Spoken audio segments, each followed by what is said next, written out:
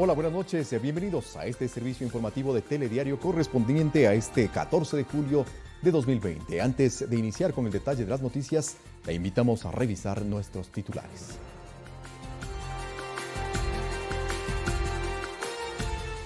El Consejo Municipal de Quito exhorta al COE Nacional para que autorice endurecer las medidas para controlar el incremento de casos de COVID-19, entre ellas la modificación del horario del toque de queda, la vigencia de la ley seca y que la emisión de los salvoconductos estén a cargo del Cabildo. El presidente Lenín Moreno presentó en la provincia del Guayas el programa Nuestra Siembra, como parte de la reactivación económica y productiva del país, iniciativa que busca el crecimiento del agroecuatoriano. El COE Cantonal de Guayaquil aprobó la celebración de misas con aforo del 30%. Las eucaristías podrán celebrarse de lunes a domingo para evitar las aglomeraciones. 1 año de prisión para la ex asambleísta Norma Vallejo al ser declarada culpable por el delito de concusión. Así lo determinó el Tribunal Penal de la Corte Nacional de Justicia. En lo internacional, periodos de aislamiento y el uso de mascarillas en lugares públicos se aplican en países que enfrentan nuevos contagios por coronavirus. Y en los deportes, por medio de una carta, Antonio Cordón comunicó su salida como director deportivo de la Federación Ecuatoriana de Fútbol.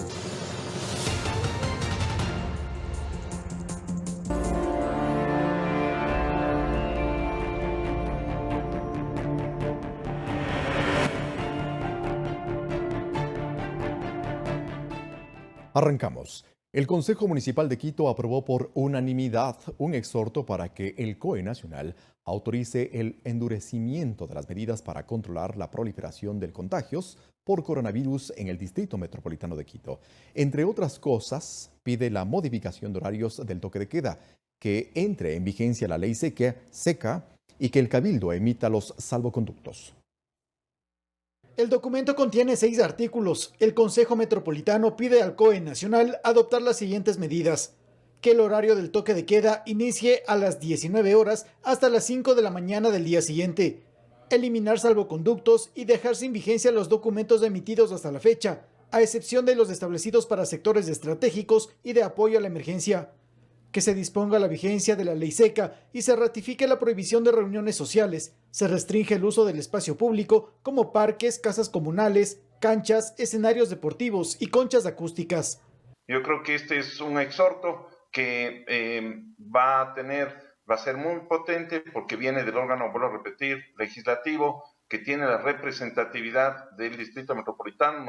El pedido incluye que el COE Nacional analice la posibilidad de que el municipio tenga la potestad de emitir y controlar los salvoconductos.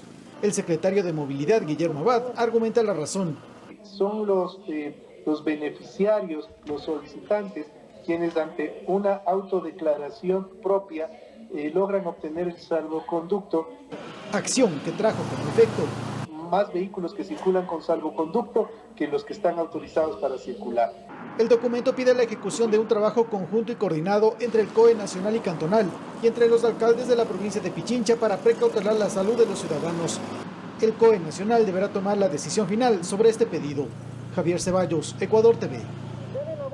Por su parte, el alcalde de Quito, Jorge Yunda, no descartó solicitar al COE Nacional un nuevo confinamiento o medidas más drásticas ante la situación sanitaria provocada por los contagios de coronavirus en la urbe. Para el ministro de Salud, Juan Carlos Ceballos, la situación en la capital no obedece a una crisis exponencial de COVID, sino a una ola de brotes de la enfermedad. Según el COE Cantonal, hasta este lunes 13 de julio hubo en Pichincha más de 10.600 casos positivos de COVID y solo en Quito un número mayor a los 9.000 en parroquias del norte, centro y sur de la capital. Ante esto, el alcalde Jorge Yunda dijo lo siguiente. A la hora de poder tener argumentos que la ciudad pueda regresar a un nuevo confinamiento, que no le quede la menor duda a la ciudadanía que nosotros estaremos solicitando, estaremos pidiendo, si así fuese la conclusión de los epidemiólogos. Número de contagiados y saturación de clínicas y hospitales que para el ministro de Salud, Juan Carlos Ceballos, obedece al siguiente escenario. No estamos viviendo una crisis exponencial, estamos viviendo ondas, brotes nuevos que son controlables y que tenemos la capacidad sanitaria para hacerlo. Aclaró que en esta realidad ningún paciente es ni será desatendido. Sí, tenemos al tope esas unidades de cuidados intensivos que estaban preparadas, que tienen una infraestructura previa, pero nos hemos adaptado de una manera responsable para recibir a todos los pacientes. Ahora la estrategia es combatir al virus in situ, en los llamados puntos calientes, para que podamos un poco contener el abarrotamiento de los servicios médicos de la ciudad. Metodología que por ahora descarta aplicar un cerco o aislar a los sectores con mayor número de contagios, acotó el ministro Ceballos. Pero es realmente difícil por la interconectividad de los barrios que tienen. De acuerdo a datos de la cartera de salud, esta entidad ha hecho más de 200.000 seguimientos de salud a ciudadanos que han vencido al COVID-19. Javier Ceballos, Ecuador TV. Y también el alcalde de Quito, Jorge Yunda, anunció que las pruebas adquiridas el pasado mes de abril, cuyo proceso de compra investiga la Fiscalía por presunto sobreprecio, sí tienen la sensibilidad para la detección del coronavirus y que se seguirán aplicando en la ciudad para su diagnóstico. Sin embargo, se devolverán 50.000 pruebas. Que las pruebas son buenas y que las seguirán aplicando en la ciudad. De esta manera anunció el alcalde Jorge Yunda el resultado sobre la validez de las pruebas LAM que compró el municipio en Corea del Sur y que fueron certificadas por un laboratorio de ese país con un 95% de sensibilidad. No son pruebas chimbas, son pruebas que tienen su utilidad y que las vamos a seguir utilizando. Vamos a ir cazando virus para seguir haciendo ese aislamiento. La científica Linda Guamán, asesora técnica de la Secretaría de Salud, explicó el proceso. El laboratorio público coreano además hizo la validación respecto a la especificidad, algo que también se había puesto en tela de juicio, confirmado que la especificidad de esta prueba es del 100%. SINLAB fue el tercer laboratorio ecuatoriano que analizó las pruebas. Sin embargo, no tiene las credenciales para hacer la acreditación con fines regulatorios. Los primeros informes de la UDLA y de la entidad de México señalaron que los test podían rastrear el material genético de COVID solo bajo una cierta carga viral, pero Guamán puntualizó que se utilizó otra metodología. Sin embargo, a través de un acuerdo con el proveedor, reemplazarán 50.000 pruebas en un plazo de 10 días, que corresponde a la mitad, pues caducan entre finales de septiembre y la primera semana de octubre. Las que lleguen deberán cumplir con la validación y certificación de las autoridades de salud. Tenemos ahora mismo en bodega por unas completamente nuevas que van a tener un periodo de validez de 1 año. Es decir, vamos a tener pruebas con una fecha de caducidad hasta por lo menos junio del 2020. El monto del contrato se redujo a 10.000 pruebas y el proveedor deberá pagar una multa de $174.000. El municipio no detalló si corresponde a la aplicación del 5% por incumplimiento del contrato que se firmó por cerca de $4 millones. El documento municipal señala que se recuperarán $600.000 que servirán para externalizar el procesamiento de pruebas con una subasta inversa para elegir al laboratorio. Valeria Villarroel, Ecuador TV. De todas maneras, el informe sobre la validación y efectividad de las pruebas del municipio generó más dudas y críticas.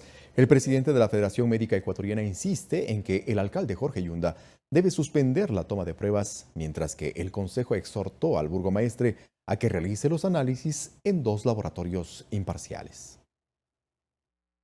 Hay preguntas que han quedado sueltas y que todavía no tienen respuesta sobre la validez de las pruebas cuando la capital está a punto de llegar a los 10.000 infectados por coronavirus. No habrá interés porque esas pruebas son coreanas. Estas pruebas son aptas para realizarse en muestreos masivos, incluso en personas asintomáticas con baja carga viral. Que se establezca si aquí hay un perjuicio, digamos, al municipio que hizo una inversión para comprar estas pruebas. Los concejales pidieron las razones por la reposición de las pruebas, la multa al proveedor y aspectos legales del contrato que fue suscrito por la Secretaría de Salud. Con 22 votos del Consejo Metropolitano exhortó al alcalde a que realice gestiones urgentes y solicita 2 laboratorios imparciales, uno extranjero y otro nacional, de preferencias públicos, para que emitan un criterio técnico sobre la sensibilidad y especificidad de las pruebas para COVID-19. Mientras nosotros discutimos esto, la gente se está muriendo, estamos entrampados. El presidente de la Federación Médica Ecuatoriana, Santiago Carrasco, insiste en que el burgomaestre Yunda debe suspender la toma de pruebas en la ciudad. ¿Por qué no le podemos decir al proveedor, vea, señor proveedor, nos vendió cosas que no queríamos? ¿Cuánto cuesta eso? Nada. Asegura que técnicamente las pruebas no son aplicables. Y hemos estado dando la vida y creo que nos merecemos absoluto respeto con todo lo que ha estado pasando. El Consejo Metropolitano resolvió además que se intercambie la información de los resultados entre los laboratorios de México, UDLA, SINLAB y CAT de Corea del Sur, pero no acordaron la fecha. Valeria Villarroel, Ecuador TV.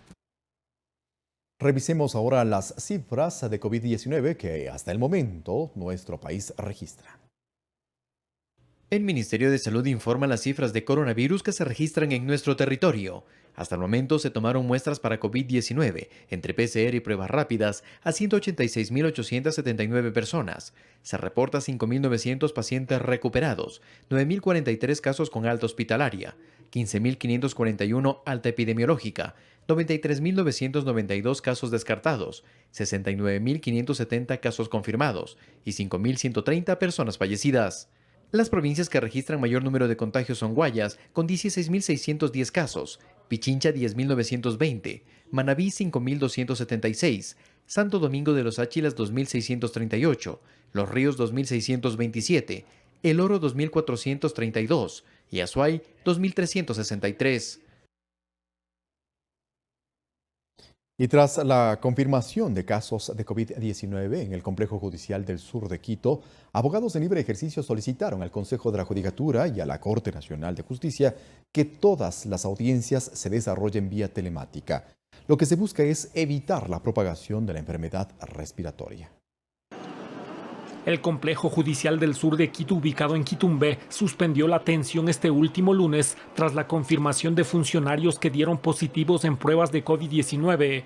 Estos no serían los únicos casos. El constitucionalista Ismael Quintana afirma que tanto la Corte Nacional de Justicia como el Consejo de la Judicatura están exponiendo a jueces, ayudantes judiciales y abogados al obligarles a acudir a audiencias. Solo en la Corte Nacional he sabido de unos 6 o 7 casos en estas semanas. Y es gente que vive con sus padres, que vive con sus esposos, esposas, hijos, y que contra su voluntad están llevando el virus a la casa. Tenemos jueces que todavía siguen convocando por vía presencial y que además se están contagiando y se están muriendo. Al respecto, a través del oficio número 19GC, la Corte Nacional de Justicia respondió a Ecuador TV que desde el 30 de junio inició la realización de pruebas rápidas de COVID-19. Hasta el 2 de julio se reportó 3 casos de coronavirus confirmados y 1 caso recuperado. Además, se activó un cerco epidemiológico y se fumigó el edificio.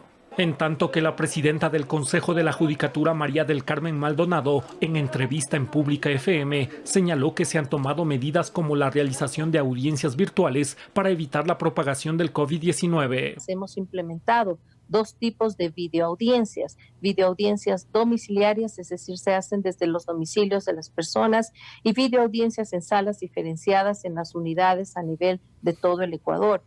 El juez que no puede hacer una audiencia telemática no es culpa del sistema, es culpa de la ignorancia o inhabilidad tecnológica del juez. Porque eso expone, le insisto, no solo al abogado, sino al defensor público, a los fiscales que van a las audiencias, a los propios funcionarios, a los propios servidores de la función judicial. Santiago Tello, Ecuador TV. El Ministerio de Salud capacita a líderes barriales para que emitan la primera alerta de contagio de COVID-19 en su comunidad. 700 vigilantes comunitarios trabajan en los barrios de Quito para emitir alertas sobre casos sospechosos de COVID-19. Hasta el momento, los líderes barriales emitieron 1.400 alertas sobre posibles casos de esta enfermedad.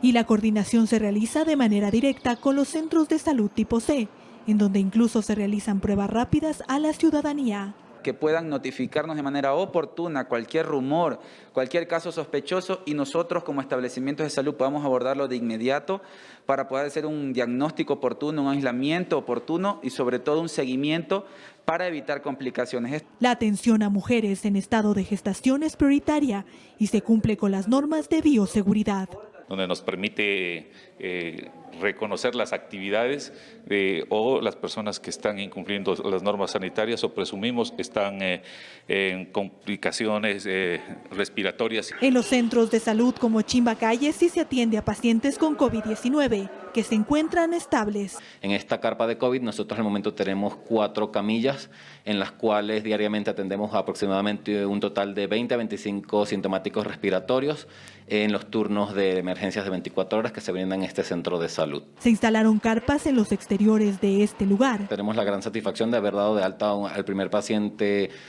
con COVID positivo que estuvo 16 días en nuestra casa de salud. A futuro buscan seguir capacitando a más personas para que sean la primera línea de detección oportuna de esta pandemia. María Elena Vaca, Ecuador TV.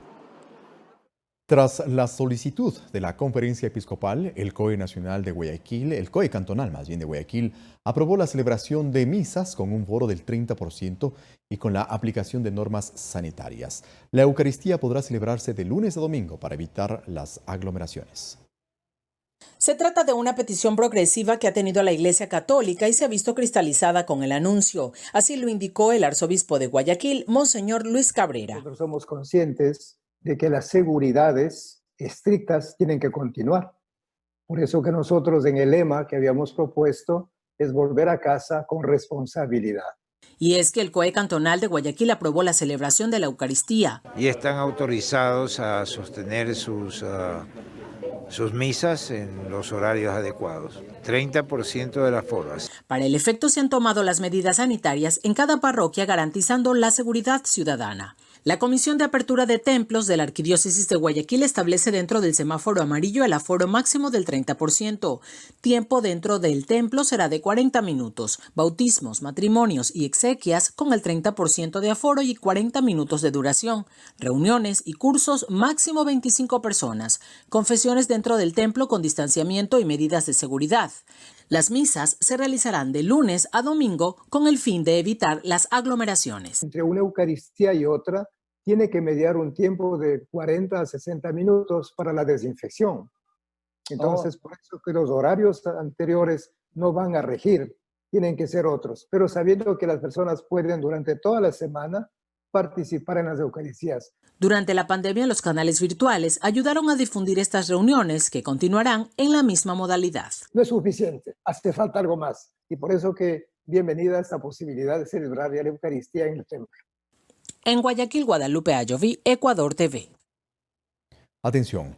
La Agencia Nacional de Tránsito, en el marco de la emergencia sanitaria que vive el Ecuador, comunica a la ciudadanía que todos los servicios que ofrece la institución se suspenden este miércoles 15 y jueves 16 de julio para realizar las medidas de prevención como es la desinfección de sus instalaciones a nivel nacional, así como las pruebas PCR a los funcionarios por seguridad y por protección de la salud y evitar posibles contagios del coronavirus COVID-19 en el lugar de trabajo. Por lo tanto, los turnos asignados para el proceso de licencias de conducir para los días miércoles 15 y jueves 16 se reasignan desde el día viernes 17 de julio en adelante en el horario de 8 a 14 horas con el aforo que establece el COE Nacional. Se recomienda a los usuarios que se informen a través de las cuentas oficiales sobre el reagendamiento de turnos.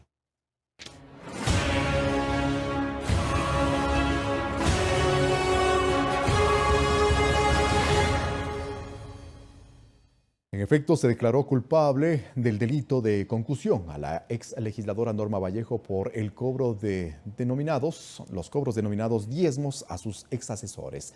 El Tribunal Penal de la Corte Nacional de Justicia le dictó 1 año de cárcel. La diligencia se efectuó vía telemática. La fiscal general Diana Salazar, abogados y la procesada Norma Vallejo participaron mediante el sistema Policom de la Corte Nacional de Justicia. Tras 2 horas y media de lectura de la sentencia, el tribunal presidido por la jueza Dilsa Muñoz resolvió de manera unánime condenar a la ex legisladora de Alianza País como autora directa del delito de concusión. Se le impuso una pena de 5 años, pero al tomar en cuenta 2 circunstancias atenuantes se redujo a 1 año. Además, se le dictó una multa de 4 salarios básicos unificados y como reparación integral deberá pagar $9.050 a favor de sus ex asesores, quienes actuaron como acusadores particulares, y alrededor de $5.000 al Estado ecuatoriano. Además, deberá pedir disculpas públicas a la ciudadanía en una sesión del Pleno de la Asamblea Nacional, esto una vez que se ejecutaría su sentencia. Según la tesis de Fiscalía, entre mayo de 2017 y noviembre de 2018, Vallejo, abusando de su cargo como asambleísta, ordenó y exigió la entrega de contribuciones mensuales a quienes conformaban su equipo de trabajo, como requisito para permanecer en sus puestos. Dineros que, según Fiscalía, se utilizaron para deudas personales, gastos de despacho, pagos de eventos y para aportes al movimiento Alianza País. Esta es la segunda sentencia que se dicta a un caso de diezmos. La primera fue a la ex vicepresidenta María Alejandra Vicuña. Olga Velasco, Ecuador TV. El juicio al ex secretario de Inteligencia Pablo Romero entró en su recta final. El Tribunal Penal de la Corte Nacional de Justicia inició con la deliberación de su sentencia. Esto luego de que el fiscal general subrogante Wilson Toainga pidió la máxima pena por el secuestro de Fernando Valda ocurrido en Colombia en el año de 2012. Así también solicitó una reparación integral a favor de la víctima y el pago de una multa. En esta jornada, Romero continuó con su testimonio donde confirmó que existió el secuestro. Además, el tribunal negó la recepción de las declaraciones del expresidente Rafael Correa, que solicitó la defensa del exsecretario al considerarlo improcedente. Los jueces convocarán a la reinstalación de la diligencia una vez tengan su fallo. Los hechos son innegables. Ahora, la participación de mi defendido no está probada y además, si es que en el supuesto estaría probado, lo que se probó fue un secuestro simple, más no un secuestro agravado. La defensa de Pablo Romero no negó el secuestro, dijeron que realmente esto sucedió, pero que lo que no se ha logrado demostrar son los malos tratos, es decir, que se lo habría secuestrado sin malos tratos, justamente con el objetivo, y entiendo el objetivo de ellos, y es buscar una prescripción. Toda la prueba es concordante, es decir, lo que dijeron Chicais y Falcón coincide con toda la prueba parcial practicada. 3 intentos hizo el gobierno ecuatoriano por traer a Fernando Valda de Colombia. Así lo explica el exconsultor de la CNAIN, Diego Vallejo, quien además resalta que no todos los responsables están vinculados en el caso. ¿De quiénes se trata? En la siguiente nota le contamos. Diego Vallejo trabajó en 2009 en la Secretaría Nacional de Transparencia de Gestión, cuando estuvo a la cabeza José Serrano. Su desempeño permitió que Serrano lo recomiende posteriormente como consultor en la CNAIN y en los Ministerios de Justicia y del Interior. Ahí yo conocí la calidad humana de José Serrano. Y también dice que conoció de cerca cómo el anterior gobierno, en un orden jerárquico, actuó con quienes eran calificados de incómodos para el régimen por ser críticos. Uno de ellos, el activista político Fernando Valda, quien vivía en Bogotá y era requerido por la justicia ecuatoriana, a quien intentaron traerlo de Colombia por 3 ocasiones, manifestó. El primer intento fue ese del operativo Guayacán, donde participan 2 unidades de inteligencia del Ecuador, la CNAIN y el Ministerio del Interior. El segundo intento, el 5 de junio del año 2012, cuando miembros de la unidad de inteligencia de la policía colombiana realizan un operativo y ese operativo termina con su detención y llevado a la Dirección de Migración de Colombia. Y el tercer operativo fue el operativo ya de su captura. Los cooperadores eficaces y exagentes de inteligencia Raúl Chicaiza y Diana Falcón develaron audios de quienes recibieron las directrices. Su entonces abogado indicó que fue pieza clave para el caso. Todas las diligencias realizadas se pudieron hacer porque Raúl y Diana colaboraron. Todo el mundo ha mentido, todo el mundo trata de lavarse las manos. A criterio de Vallejo, la génesis de este operativo, que utilizó recursos del Estado ecuatoriano, fue en el Ministerio de Justicia, y añadió que hay más responsables. El ministro del Interior de aquella época, José Serrano Salgado, el más importante, el brazo derecho de Rafael Correa, Romy Vallejo. Finalmente señaló que a su juicio hay partes que se maquillaron en este caso. Olga Velasco, Ecuador TV. Por segundo día consecutivo, Daniel Salcedo rinde versión ante la fiscal Claudia Romero.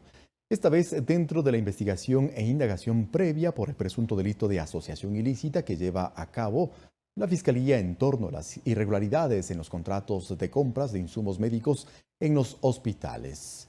En esta investigación se encuentran involucrados 14 personas, entre ellos talentos de farándula y conocidos de Daniel Salcedo, quien enfrenta investigaciones por los presuntos delitos de fraude procesal, peculado y lavado de activos.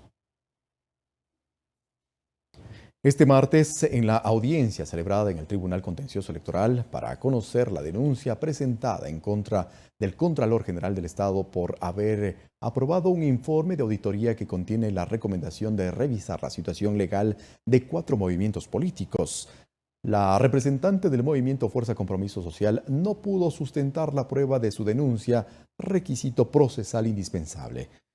La Contraloría y Procuraduría pusieron en evidencia esta inconsistencia. El órgano de control presentó la sustentación legal y constitucional que legitima sus actuaciones, sustentando en derecho su competencia para emitir informes y recomendaciones en el ámbito administrativo y la no injerencia en el campo electoral. El Consejo de la Judicatura abrió una investigación para determinar si los funcionarios judiciales que disponen del carnet de discapacidad lo obtuvieron de forma irregular y si lo usaron indebidamente para su beneficio en perjuicio del fisco y en desmedro de quienes realmente lo necesitan. Desde el 3 de julio pasado está en marcha una investigación que la lleva adelante el Consejo de la Judicatura, pues en este poder del Estado existen más de 600 funcionarios judiciales con carnet de discapacidad. Entonces, el objetivo es determinar si ellos obtuvieron de forma irregular dicho documento. Ahora, en redes sociales y medios de comunicación se publican listas en las que se incluyen a jueces que se beneficiaron de la importación de vehículos exonerados de impuestos. Pero esta información no es oficial de la Judicatura y más bien puede ser susceptible de una vulneración de derechos, sostiene su titular, María del Carmen Maldonado. En algunos casos corresponderá este carnet, en otros casos no. Y esa discriminación hay que hacerla, porque no vaya a ser que se vulneren derechos constitucionales de aquellas personas que carezcan de discapacidad en esta pretendida generalización.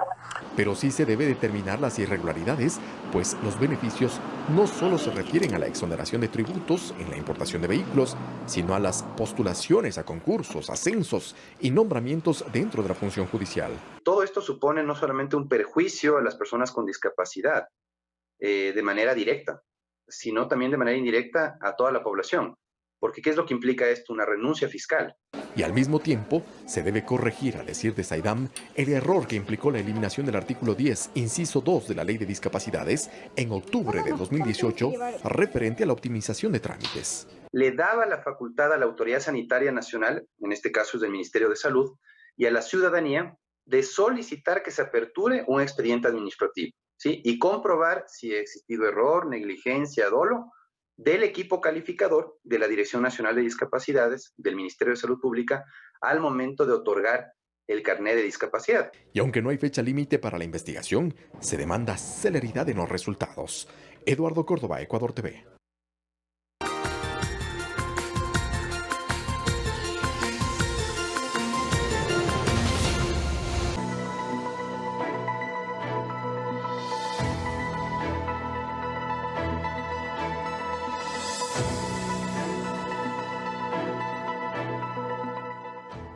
Así es, como parte de la reactivación económica y productiva del país, el Gobierno Nacional presentó el programa Nuestra Siembra, una iniciativa que busca el crecimiento del agroecuatoriano. El presidente de la República, Lenín Moreno, asistió a este evento que se realizó en la provincia del Guayas. Con 132 años de historia y con miras a una agricultura sostenible, Cervecería Nacional, conjuntamente con más de 300 campesinos de diferentes provincias, lanzó la bebida elaborada en base a maíz, arroz y cebada. El embajador de la primera cosecha, el campeón mundial de marcha, Jefferson Pérez. Qué grato poder compartir contigo, Jefferson, estimado amigo y gloria del deporte nacional. La certeza de poder cultivar, no solamente con cariño, con esmero, con los mejores insumos, y ahora decía María, con equipos y maquinaria que tiene que proporcionársela, por supuesto, los créditos que estamos nosotros dando. Nos sentimos felices, nos sentimos confiados en poder hacer lo que tanto nos gusta, que es sembrar nuestras tierras, pero que no ha sido apoyada tal vez de la forma correcta. Hoy en día nosotros tenemos la seguridad de poder sembrar y poder vender a un precio justo. La primera producción será de 1 millón de botellas, garantizando la compra de la cosecha de más de 6.400 hectáreas. Construye temas de compra de materias primas, incluye inversión en los productos que vamos a comercializar. La cerveza se llama Nuestra Siembra, en honor al programa y a todo el proyecto, y ya a partir de hoy la van a encontrar disponible en todo el Ecuador. El programa forma parte de Siembra por Contrato, que une a la industria con el agricultor, que aporta con 200.000 toneladas de materia prima para sustento de 178.000 personas en los próximos 5 años. A esta gente del campo, a tener, ya lo dicho María, semillas calificadas, semillas certificadas, abonos, fungicidas, herbicidas, ojalá mejor orgánicos. Con esta plataforma se busca reactivar el sector agrícola, generar cerca de 20.000 empleos directos y 60.000 indirectos, con una inversión de $11 millones para desarrollar cultivos en Bolívar, Túngura, Huachímbora, Socotopaxi, Guayas y Manabí. Mariuxi Buenaño, Ecuador TV. El exministro Carlos de la Torre indicó en un foro virtual que los créditos adquiridos con la banca de China quedaron como reservados y no se puede saber los detalles de las condiciones de los mismos. La deuda bilateral con China asciende a 6.000 millones. En el foro virtual Recesión y Reactivación Económica frente a la pandemia, el exministro de Economía dijo por qué los créditos entregados por bancos comerciales de China durante el gobierno anterior se declararon como reservados. Fue por una exigencia de esas entidades, porque desde la perspectiva de ellos no querían que se sepa en qué condiciones le entregaban al Ecuador, porque si no ellos tendrían que responder ante terceros países entregándoles condiciones similares. El docente Pablo Lucio Paredes indicó que es difícil de creer el motivo por el cual se pidió que se adujo que sea reservado el proceso. Que la China había impuesto esas condiciones de secretismo porque ellos no querían que otros países se enteren de qué condiciones habían dado ellos. Eso no me parece una muy buena justificación. El catedrático sugiere que para renegociar con China, Ecuador debe elegir entre modificar las condiciones de la deuda anterior o los recursos frescos. Si es que conseguimos los 2.400 de dinero fresco y logramos diferir una buena parte de los pagos del 2020 y 2021, creo que es algo razonable. Analistas sugieren que es importante que, dadas las condiciones económicas, Ecuador renegocie la deuda con China, que asciende a $6.000 millones. Se demandará de un proceso de reestructuración de intereses y de capital, y a cambio también se planteará unos créditos frescos, ¿no? Con China existe deuda bilateral y también con entidades como el Banco de Desarrollo y el Banco Industrial de ese país. Sin embargo, estaría por llegar al Ecuador un crédito de la nación asiática por $2.400 millones. Nos prestan plata, pagamos una parte, creo que es alrededor de 400 o 500 millones. Le quedan como caja disponible $2.000 millones. Verónica Rivadeneira, Ecuador TV.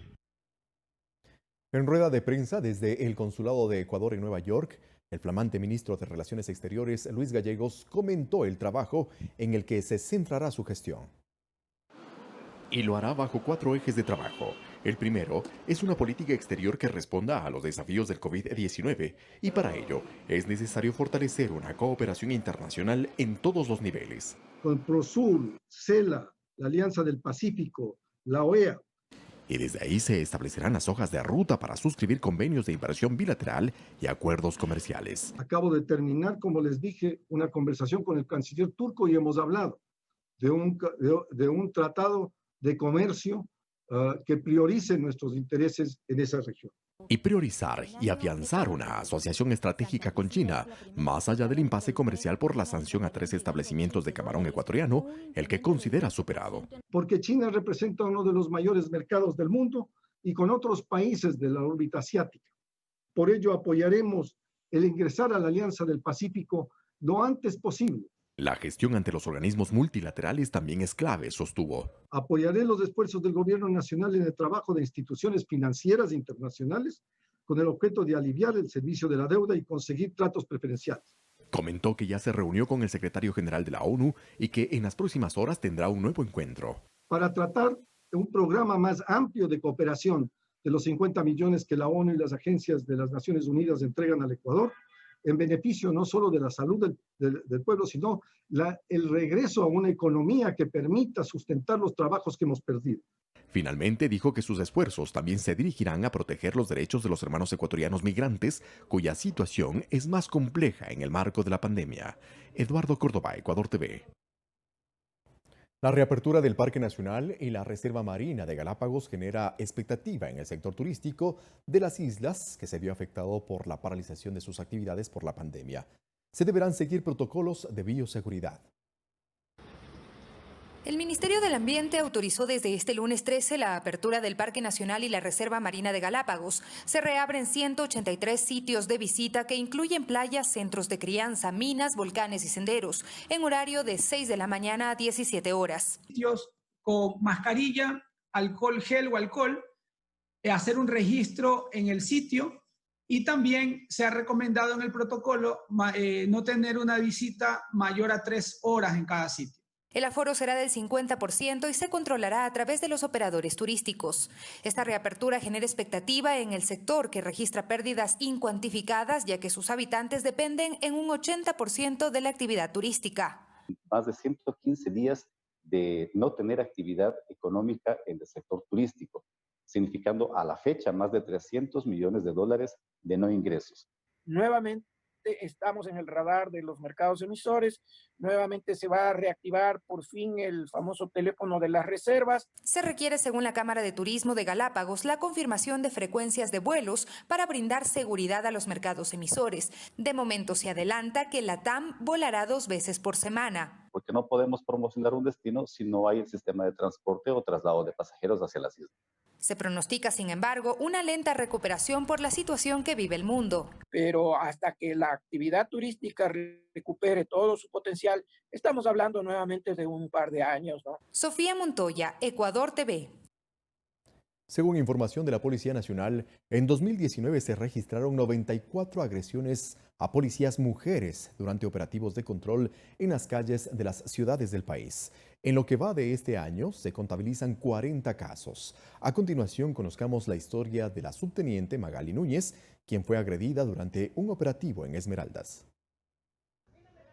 La agresión ocurrió en Quinindé, provincia de Esmeraldas, en un procedimiento policial para atender un caso de violencia intrafamiliar.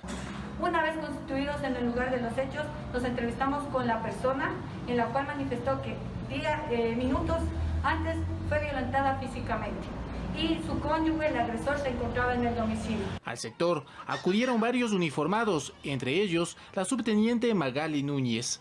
Al percatarse de la presencia policial, esta persona sale evadiendo a los servidores policiales, igual causándoles daños físicos y asimismo a los medios logísticos, que en este caso fue el patrullero. Y no solo fue agredida por una persona. Une una segunda persona, causando agresiones físicas a los servidores policiales. Tras este hecho, los agresores fueron detenidos y puestos a órdenes de las autoridades. Con la Fiscalía se pudo dar la privación de libertad de 7 meses y 10 remuneraciones básicas a estos 2 ciudadanos. No son casos aislados. De acuerdo a información de la Policía Nacional, en 2019 se registran 94 agresiones a mujeres policías durante operativos de control en las calles de las ciudades del país, y en lo que va de 2020 ya se contabilizan 40 casos. Cifras que revelan que la violencia en contra de los y las gendarmes no solo son un denominador común en épocas de pandemia. Somos hijas, madres, hermanas, amigas. Así que tomemos en cuenta que nosotros solo estamos cumpliendo con nuestra misión. Juan Carlos Figueroa, Ecuador TV. Cambiamos de tema.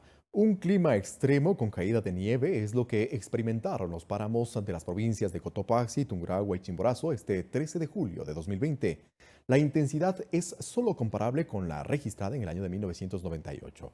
El fenómeno climático podría replicarse durante los próximos días, según el INAMI.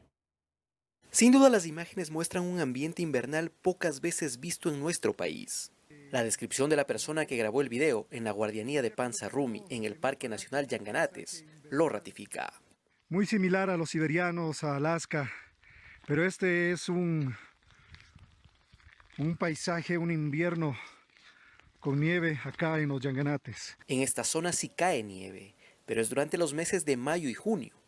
Tampoco se lo hace con la intensidad registrada durante la madrugada del 13 de julio, o por lo menos no sucedía así desde hace 32 años. Y como pueden apreciar, todo, absolutamente todo está cubierto de nieve.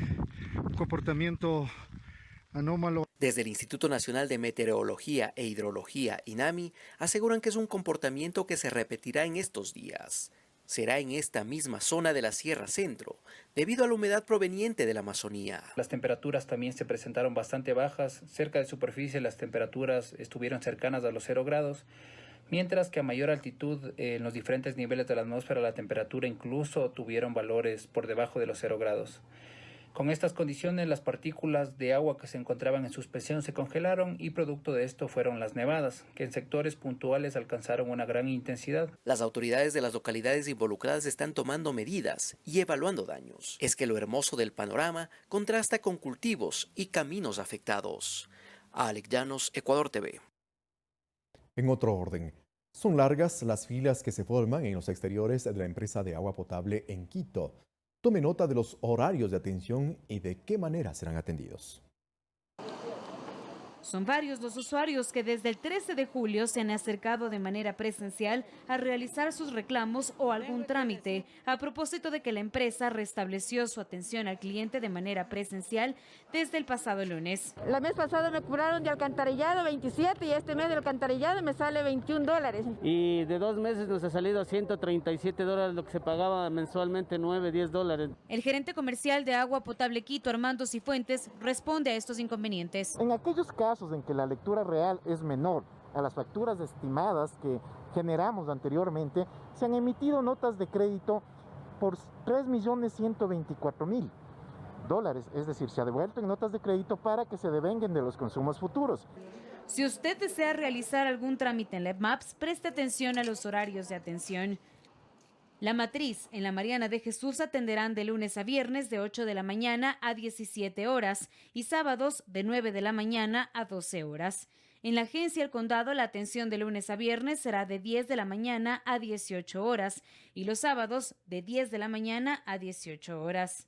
En el Quicentro Sur la atención será de lunes a sábado de 8:30 de la mañana a 18 horas. Recuerde que la atención presencial a toda la ciudadanía será de acuerdo al último dígito de su cédula. Los lunes serán atendidos los dígitos que terminen en los números 1 y 2, martes 3 y 4, miércoles 5 y 6, jueves 7 y 8 y viernes 9 y 0. Además, los sábados se atenderá a toda la ciudadanía. Carla Arcentales, Ecuador TV.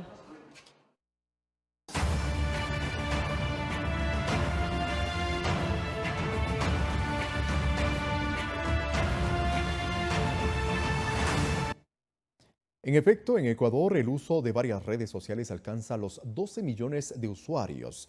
Twitter es una de las que menos cuentas activas tiene. Sin embargo, según analistas, su contenido se usa para movilizar discursos políticos y sociales, por lo que se presta también para la difusión de noticias falsas y ataques. Según un estudio de We Are Social, a enero de 2019, 12 millones de personas en Ecuador usaron las redes sociales. 11 millones accedieron a través de un dispositivo móvil. Las de mayor número de cuentas activas son Facebook con 12 millones, Instagram con 3.9, Twitter con 790.000 usuarios activos, Snapchat con 1.1 millón y LinkedIn con 2.2 millones de usuarios. Facebook en el Ecuador es una de las más importantes realmente por la cantidad de personas que en ella participan. En este caso, Instagram se está consagrando como una de las importantes para los millennials, TikTok también, que viene creciendo muy fuerte. La red social Twitter tiene una particularidad. A pesar de tener menos usuarios, se encuentran tuiteando líderes de opinión. Entonces eso nos marca que es una red social enfocada a lo público, al debate. Sin embargo, según el catedrático Juan David Bernal, el contenido no siempre incide en las audiencias. Nosotros publicamos un informe desde la Universidad de los Hemisferios en las campañas seccionales y en las elecciones seccionales que pasaron en Ecuador. Demostramos que había una gran diferencia entre lo que ocurría en las redes sociales y el efecto electoral. Twitter es un ecosistema digital complejo y se ha usado para prácticas como compra de seguidores, creación de cuentas falsas y uso de bots de reposteo. 1 de cada 6 cuentas es falsa, 1 de cada 6 cuentas puede estar operada por un troll center por un robot, y no solo aquí en Ecuador, sino en todas partes del mundo. Para identificar estos perfiles, el experto José Rivera recomienda: una cuenta recién creada por lo general suele ser un rol. Si es que no es posible por allí, podríamos ver el tipo de fotografía que publica o que acompaña, en este caso, a la cuenta. Sofía Montoya, Ecuador TV.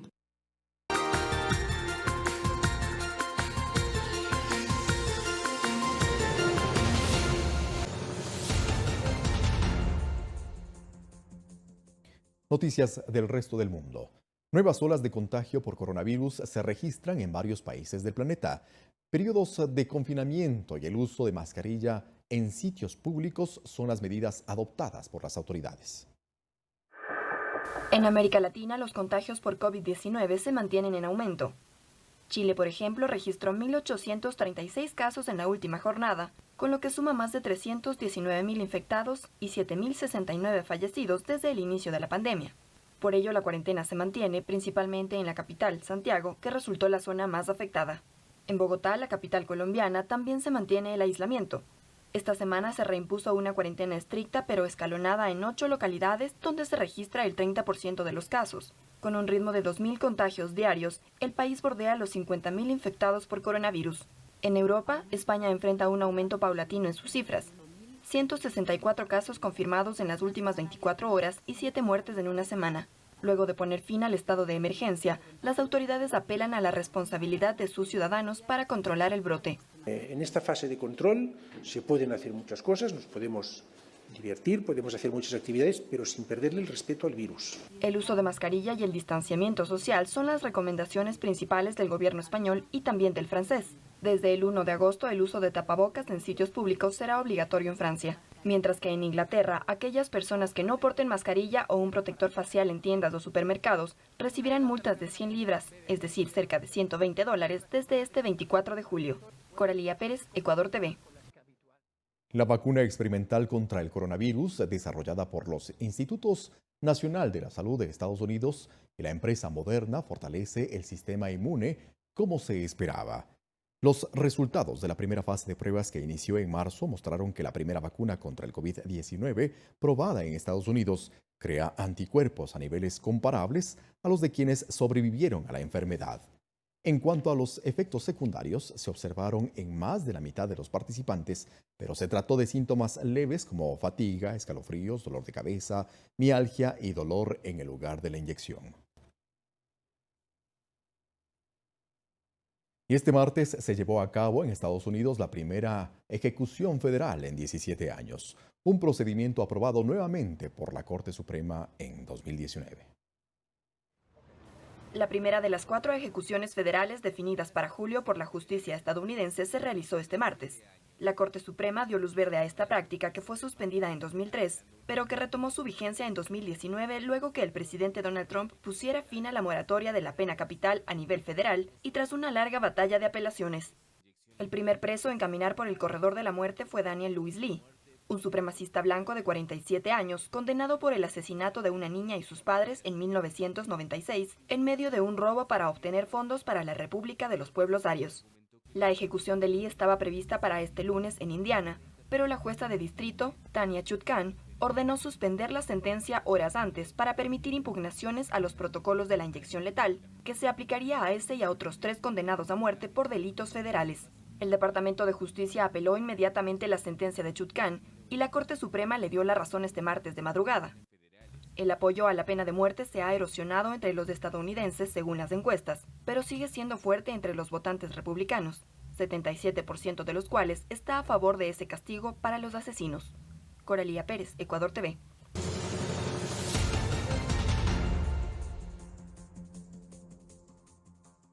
Italia devuelve a Francia una obra robada en 2019. Además, el gobierno de Reino Unido prohibirá a los operadores de telecomunicaciones británicos comprar tecnología 5G de la empresa china Huawei. Te contamos más sobre estas y otras noticias en El Mundo Ahora. Italia devuelve a Francia un Bansky robado en 2019. La obra, que se exhibe en el Palacio Farnese en Roma, apareció recientemente en una finca de la localidad. La llamada Puerta de Bansky, atribuida al conocido artista británico, es un homenaje a las víctimas de los atentados de noviembre de 2015. El mural apareció 3 años después en una de las salidas de emergencia de la sala de espectáculos Batlacán, por donde muchos de los espectadores escaparon durante el ataque terrorista. Reino Unido expulsa a la tecnología china Huawei del desarrollo de su red 5G. El gobierno de Boris Johnson prohibirá a los operadores de telecomunicaciones británicos comprar tecnología 5G de la compañía asiática, mientras que toda la infraestructura aportada hasta ahora por Huawei será eliminada del territorio británico de aquí a 2027. Esto se considera un eco británico de las sanciones aplicadas a la empresa china por parte del gobierno de Donald Trump. A menos de un mes desde su reapertura, el parque de Disney en Hong Kong volverá a cerrar sus puertas tras recibir una solicitud por parte del gobierno y de las autoridades sanitarias, como parte de los esfuerzos preventivos que se desarrollan para controlar un nuevo brote de coronavirus. La ex colonia británica enfrenta una tercera ola de contagios que para las autoridades se trata de la más peligrosa desde marzo. Un grupo de científicos del Instituto Tecnológico de Massachusetts creó un robot con 2 pinzas sensibles lo suficientemente hábiles como para manipular cables delgados e incluso enchufar auriculares a otros dispositivos con una destreza sin precedentes. De acuerdo a Yu She, autor principal del estudio, la manipulación de objetos blandos es muy común en la vida cotidiana, por lo que el desarrollo de robots que cumplan con estas funciones podría ayudar a los humanos, especialmente cuando las tareas son repetitivas, aburridas o inseguras. Coralía Pérez, Ecuador TV. Muy bien, así finalizamos este servicio informativo. Le invitamos, como siempre, a seguir en nuestra programación. Ya se viene Desde Cero, el programa de los emprendedores. Antes queremos agradecer también a nuestro compañero Edison Velázquez, quien estuvo en la interpretación en lengua de señas. Buenas noches, buen descanso.